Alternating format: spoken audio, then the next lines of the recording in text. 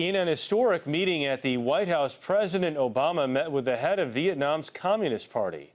Major Garrett has more on this. An historic visit to the White House.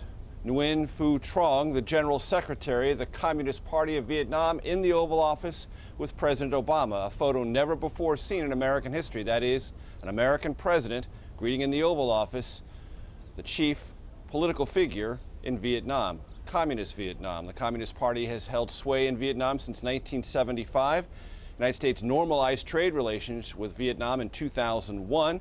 Trade was a big topic between the two leaders, as Vietnam is one of the 12 nations part of the Trans-Pacific Partnership, a trade deal the president is trying to get wrapped up and present to Congress now that he's won Trade Promotion Authority in a very hard-fought political battle in which many Democrats on the Hill were against the Obama White House. Another huge issue for the two leaders, the tendency of China to flex its muscles in the South China Sea. The Vietnamese are very concerned about that, as are Japan, Australia, other regional allies of the United States.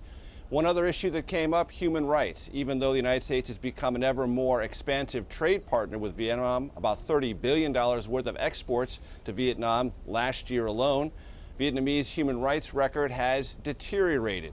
Repression of the press, no freedom of religion, no independent labor unions or political parties outside of the Communist Party are allowed in Vietnam. All this a part of the conversation. And when the president talks about trade and the benefits of trade, he will say, oftentimes trade improves those underlying issues, human rights, political repression. In Vietnam, that's not been the case. That will be a hot topic when and if the Trans-Pacific Partnership comes before Congress. One other issue, the head of the Communist Party invited President Obama to Vietnam soon. The president said he would take him up on that in the future. No date set, but the president will be traveling in Asia later this fall for an economic conference, so the president might step foot in Vietnam then. He wouldn't be the first American president to do that. I was with Bill Clinton when he did that near the end of his presidency. Jeff?